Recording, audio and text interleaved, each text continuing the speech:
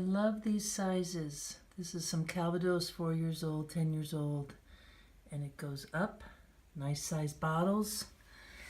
And then I have to pack a little bit more just to give you a scope of what we're doing here. Some Cascade. This is amazing Calvados, so you'll hear more about that. Pierrot, Poré d'Enfant, amazing. This is actually a apple and beer, I believe, if I'm getting that right. DuPont. This is from Vincent and Marie. They have a cider museum up north of Honfleur. This is also from Manoir d'April, Agat's amazing cidery. I love her, Pommeau. And this is from, I'm getting it all confused now. Oh yes, this is from another cidery that is not too far from Camembert. DuPont. Jerome will be on the chat. My second bottle of the Poré. Oh, and their Calvados. You'll hear more. Got a bottle of this Calvados because it was in the area. I just love the label. And then this Poré from Philippe, who I spent the day with at the Brasserie. So now the task is how to get all these bottles into one suitcase. My trusty cloth suitcase and this one. And I think I will do it. And we will get there. And we will fill it up before you know it. Bon voyage. So right now we have 4 bottles in here. One big one, one right here, another small one, and in the box. I took some coffee that I brought along the trip in a big old baggie, a gallon bag, curled that up. The black are my pants all rolled up like a little roll. And then you can see some candy bags right there, the red and the black. And then I also put in my sandals on below because I want to make sure wherever this cork is that if it bounces up, this is going to protect it from the baggage carrier, being thrown around. This here is a candy bag. It's actually licorice I like to bring that home. I stuff that there because if the bottle hits, it's going to hit the licorice, nothing hard. And again, I have my shoes underneath, so if it pops down, it holds it there. And that is 4 bottles. We're going to get some more in here and bring it up to weight.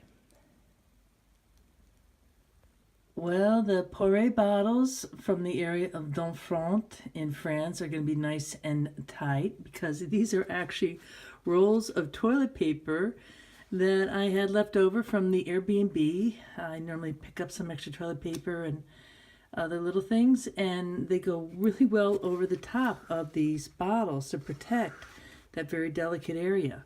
And so I'll provide some more spacing and just take care of the neck. So we're going to put that into the box too. These are bottles that are encased now in my socks, and you can see that it's essentially a little knot in the bottles there. It kind of contains it. One is a protection for breakage, so if it does break, the glass doesn't go everywhere. That would be a drag. It won't hold the liquid, of course. And this knot here helps in a lot of ways, for if it comes bouncing down, it gives it another spot to protect it in the baggage, because the neck is always the weakest point on the bottle. The important thing is not to have the bottle touching anything, only kind of fabric.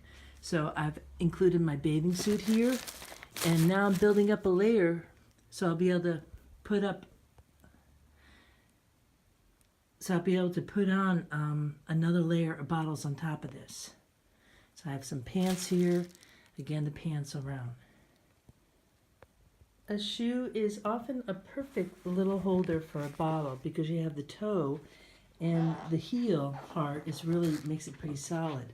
So here we have already, I think there's about 4 bottles in here. You can see here's the toilet paper, right? Using some of the box from Manoir d'April. I ripped some of it here to protect the cork. Put it here on the padding. This is some coffee filters. I always bring coffee filters for coffee, of course, and all kinds of wrapping. That helps too. And so the heel is a nice protection for this bottle right below. Here's these little small bottles, and this is a perfect little tube to put them in. I could get 2 bottles in here inside the tube, and when downward pressure, it really helps. I end up putting that on top of my bag. Again, I have a cloth bag, so it has quite a bit of expansion there. It actually will bulge up. I love these little straps in case the zipper goes. I always have these big bomber straps. And who would think that a cloth bag would be so great? So I'm going to end up putting these in here. I'm going to wrap them in a little bit of plastic and then put them in this tube. And that will kind of be the pièce de résistance before I close up.